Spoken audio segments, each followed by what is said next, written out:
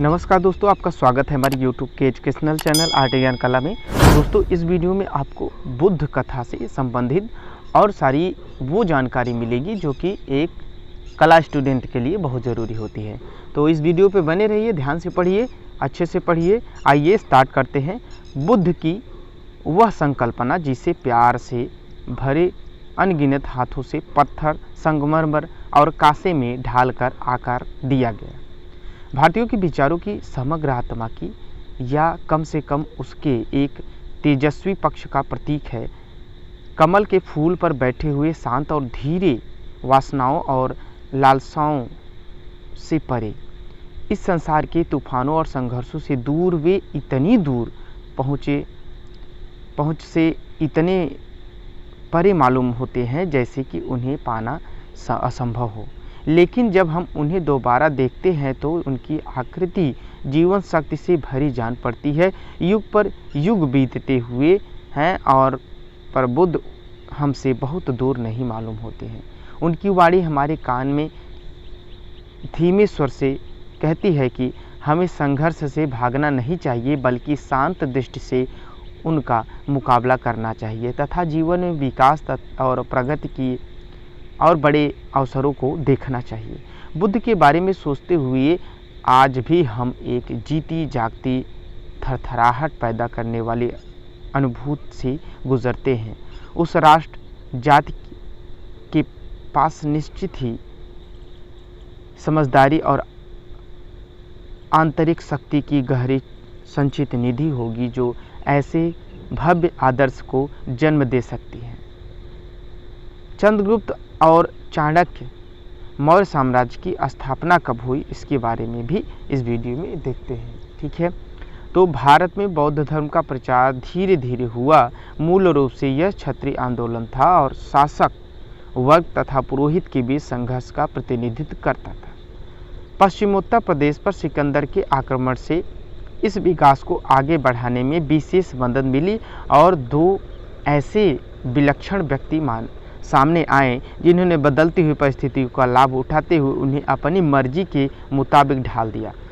ये थे चंद्रगुप्त मौर्य और उनके मित्र, मंत्री और सलाहकार चाणक्य। इन दोनों का मेल बहुत कारगर साबित हुआ। दोनों मगध के उस शक्तिशाली नंद साम्राज्य से निकाल दिए गए थे जिनकी राजधानी पाटलिपुत्र, जिसे आज पटना कहते हैं।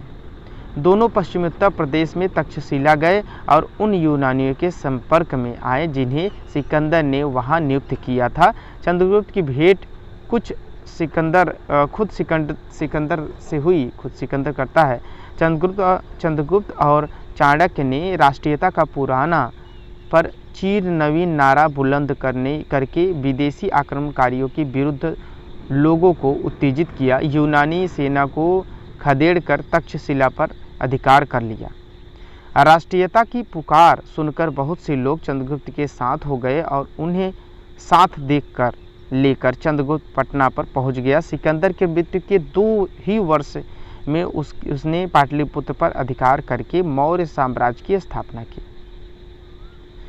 लिखित इतिहास में पहली बार एक विराट केंद्रीय राज्य की स्थापना हुई। पाटलिपुत्र इस महान साम्राज्य की राजधानी थी। यह नया राज्य था। कैसा सौभाग्य से हमें इसका पूरा ब्यौरा मिलता है। भारतीय भी और यूनानी भी।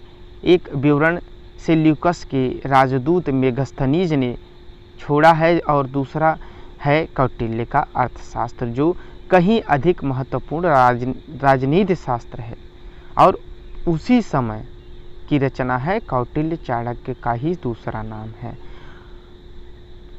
कौटिल्य चाणक्य का दूसरा नाम है। वह हर दृष्टि से बड़ा आदमी था, बुद्धिमान में भी था और कर्मठता में भी था। इस युग के बारे में एक प्राचीन भारतीय नाटक है, मुद्रा राक्षस। इस नाटक में चाणक्य की तस्वीर उभरती है और साहसी और षड्यंत्री, अभिमानी और प्रतिशोधी, जो न कभी अपमान को भूलता और न ही अपने लक्ष्य को ओझल होने देता। दुश्मन का धोखा देने और पराजित करने के लिए वह हर तरीके का इस्तेमाल करता। वह साम्राज्य की बागडोर हाथ में संभाले रहता है और सम्राट को स्वामी की तरह नहीं बल्कि एक प्रिय शिष्य की तरह देखता है। अपने जीवन में वह सादा और तपस्वी ऊंचे पदों की शान शौकत में उसकी दिलचस्पी नहीं है। जब वह अपनी शपथ पूरी कर लेता है और अपने उद्देश्य में सफल हो जाता है तो सेवानिवृत्त होकर चिंतन मनन का जीवन बिताना चाहता है। अपने लक्ष्य को पूरा करने के लिए शायद ही कोई ऐसी बात रही है जिसे करने में चाणक्य को किसी प्रकार का संकोच होता है। चाणक्य अर्थशास्त्र में व्यापक स्तर पर अनेकानेक विषयों पर लिखा गया है, जिसमें शासन के सिद्धांत और व्यवहार के लगभग सभी पहलुओं पर विचार किया गया है।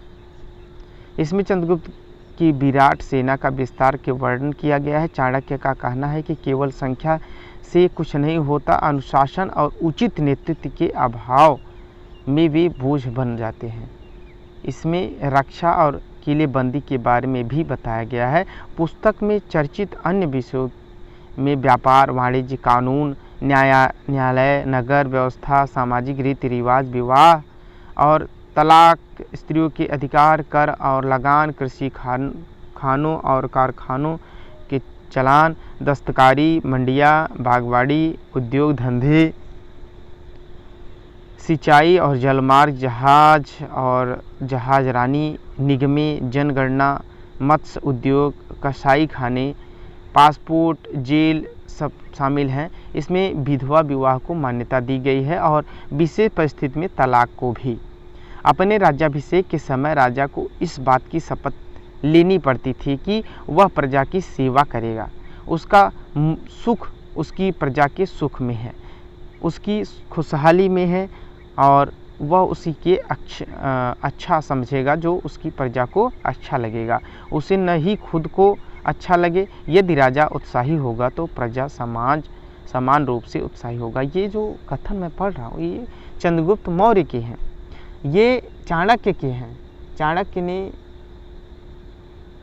अपनी बुक में ये लिखा है, यदि राजा उत्साही होगा तो प्रजा समान रूप से उत्साही होगा। सार्वजनिक काम राजा की मर्जी के मोहताज नहीं होते, उसे खुद हमेशा इसके लिए तैयार रखना होगा चाहिए। यदि कोई राजा अतीत कहता है तो उसकी प्रजा को अधिकार है उसे हटाकर किसी दूसरे को उसकी जगह बैठा दिया जाए। तो अशोक के बारे में मैं नेक्स्ट वीडियो में बताऊंगा। और ये वीडियो जैसा भी लगा हो आप लाइक करें, अपने दोस्तों से शेयर करें। Thank you for watching my video.